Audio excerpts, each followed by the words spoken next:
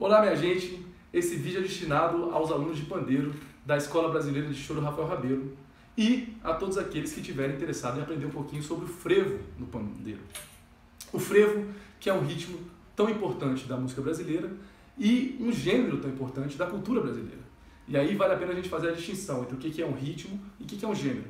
Um ritmo é um dos elementos que compõem o gênero.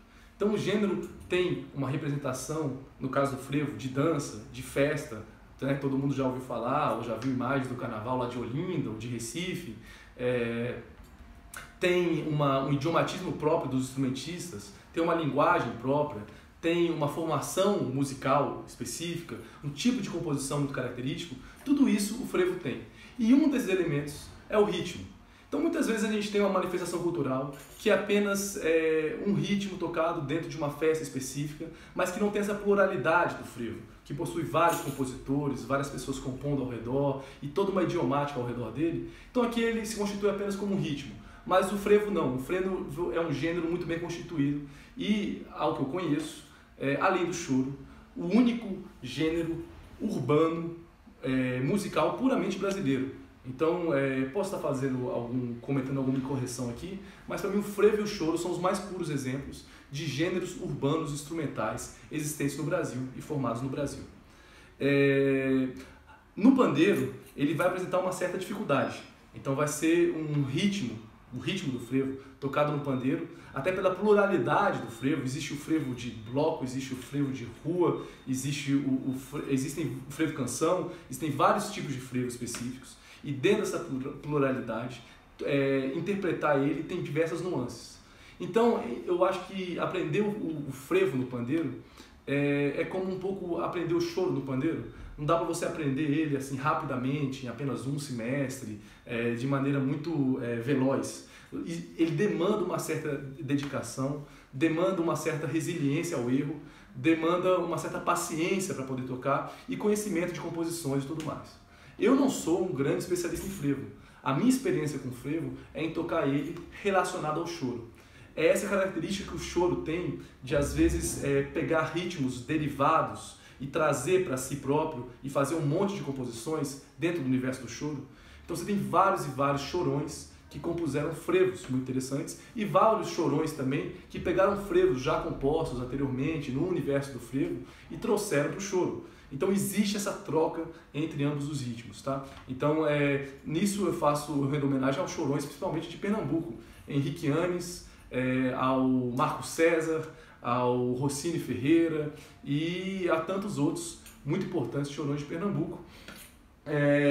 Gosto muito dos discos do Conjunto Pernambucano de Choro, gosto muito dos discos da Orquestra Pernambucana de Cordas Dedilhadas, que tem diversos frevos lindos, lindos e lindos. Bom, dito isso, a técnica do frevo é uma técnica no pandeiro que ela é quase que uma adaptação daquela técnica do frevo de rua. Quer dizer, o frevo de rua é aquele frevo que a gente conhece com orquestra de metais, né? Com caixa tocando, né? E tudo mais, com uma percussão muito ampla, uma orquestra toda tocando. Então a gente vai tentar colocar essa orquestra dentro aqui desse pandeiro. Então, dentro do universo do choro, na tentativa de fazer essa adaptação de um universo para o outro, basicamente o que se consagrou como uma batida foi esse ritmo assim, ela tocada dessa maneira.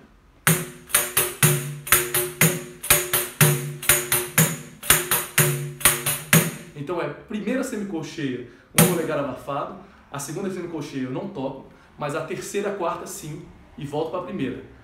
Um abafado e um solto, então polegar abafado, aí duas platinelas, polegar solto, duas platinelas, polegar abafado, certo? Essa divisão rítmica muita gente faz de maneiras diferentes. Já vi gente fazendo com polegar, vai dispondo os dedos aqui, sei lá, o dedo anelar e o dedo indicador e volta ao polegar. Tem gente que faz usando o trêmulo, faz o polegar, faz o trêmulo e volta ao polegar. Tem gente que faz polegar, dedo, base, polegar. E tem gente que faz polegar, base, dedo, polegar. Que é como eu gosto de fazer, como eu aprendi a fazer. Eu cheguei a tocar um tempo frevo e tocava dessa maneira, polegar, dedo, base, polegar. Mas para mim não era uma maneira muito orgânica de tocar. Eu achava que me atrapalhava um pouco. Então eu troquei e me senti muito melhor em fazendo polegar, base, dedo, polegar. E nesse ritmozinho, que a princípio parece fácil, quando a gente vai chegar no andamento do frevo de fato, aí é que o bicho pega, né? Então a gente faz aqui o polegar abafado.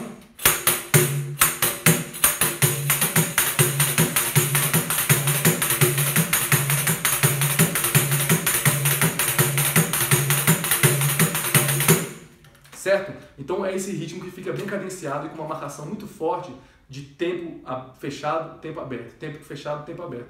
Uma herança das origens do frevo, que ao contrário do que muita gente pensa, tem muito de europeia. Então tem muito de polka, de dobrado, assim. O frevo faz parte do grande ramo das marchas. Ele é um tipo de marcha adaptado à cultura brasileira e com elementos bem nacionais, assim. Dizem que na dança tem elementos da capoeira, né? Então ele tem algo bem brasileiro, mas ele também, ritmicamente, deve muito aos ritmos europeus. Ele tem muita referência dos ritmos europeus, certo? Então, como ele é uma marcha, a gente pode tocar também emulando aquilo que é mais identitário da marcha, que é aquela caixa que a marcha toca. Então, a caixa faz basicamente um movimento, uma sonoridade mais ou menos assim, né?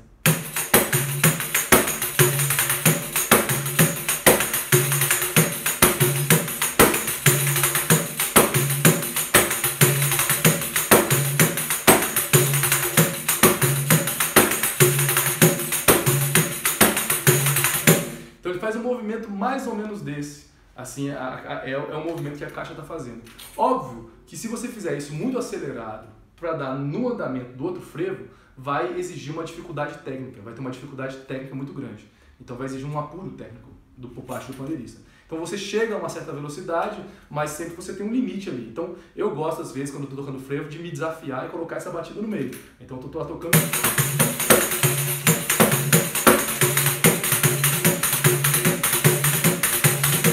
de uma para outra. Às vezes o que eu posso fazer também, para poder fazer ela funcionar, é trocar essas sextinas no final por um tremo, ou por os dedos aqui, né? Então eu posso fazer tipo...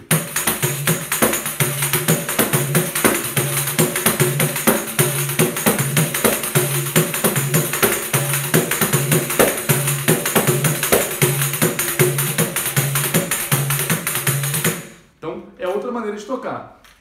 Esse tipo de frevo, esse tipo de batida para um andamento mais lento se adequa mais a um outro tipo de frevo que se assemelha muito à marchinha de carnaval, um frevo mais dolente, né, um frevo mais cantado e tal, com as letras assim, algo que remete mais a uma cultura do século XIX, assim, remete um pouco mais às serestas, né, esse tipo de referência cultural ao que eu faço paralelo, pelo menos para mim, que não sou natural ali do estado de Pernambuco, nem conheço tão bem o frevo assim, pessoalmente.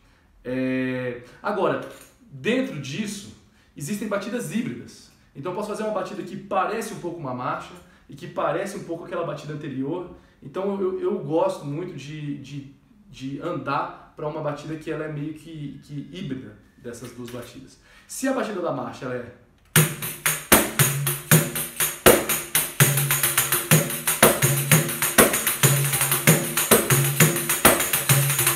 da caixa de marcha, né? Então, ó, polegar, dedo, base, tapa, né? Tudo abafado, polegar.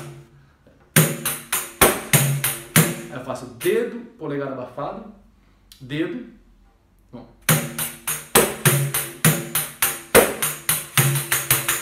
Repito o movimento anterior e no final faço essa aqui alterazinha. Então.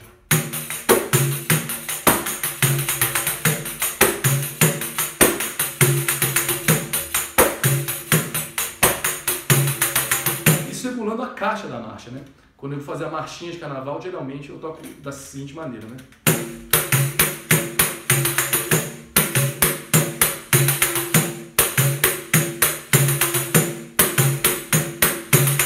Aqui também é uma maneira de tocar. Agora, no frevo, no caso, eu gosto de fazer, às vezes, uma batida híbrida, como eu falei. Uma batida que é meio que mistura da primeira com mistura da identidade da caixa. Então fica assim, ó.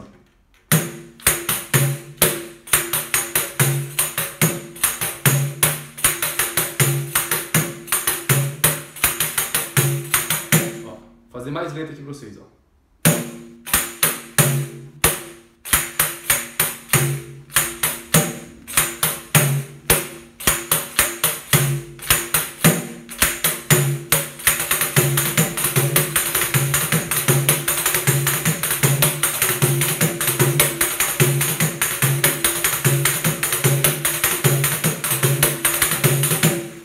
faço essa batida, eu meio que brinco um pouco da fragmentação, desse galope da primeira batida, com a continuidade que existe na batida da caixa. A batida da caixa te dá uma continuidade muito grande, enquanto a primeira das batidas que a gente viu, ela te dá uma fragmentação muito grande.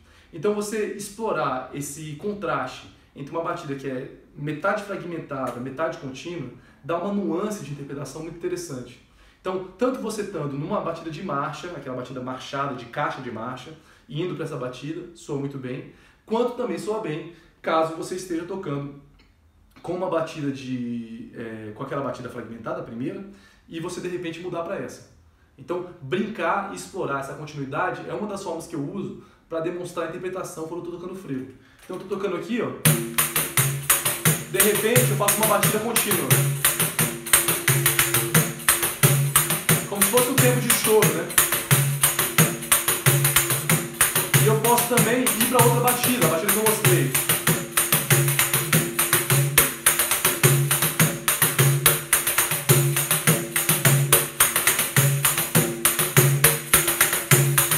Que soa bem. Posso também tocar acentuando o contratempo. É uma boa dica também de interpretação para quem está pegando frevo. De repente eu estou tocando aqui no tempo e faço uma batida no contratempo.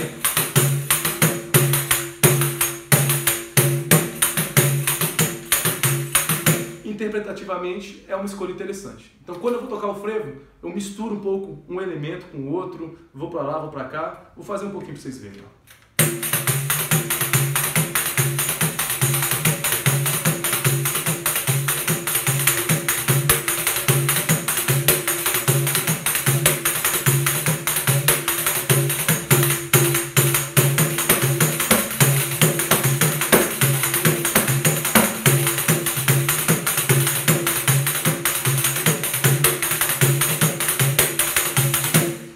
Conforme o momento da música, pensando no clima que está, na interpretação que você quer colocar, você pode optar por cada uma dessas partes, para dar um pouquinho mais de intensidade, para acompanhar a base que está tocando, ou para poder fragmentar mesmo, ou para poder tirar um pouco a mão, ou para ressaltar o contratempo. Todas essas interpretações são bem-vindas. Beleza? Espero que tenha ajudado a vocês terem uma noção do frevo, esse que é um ritmo tão amplo e que eu não vou conseguir esgotar aqui em apenas um vídeo. Beleza? Obrigado, gente. Tchau, tchau. Prazer estar aqui com vocês. Tchau.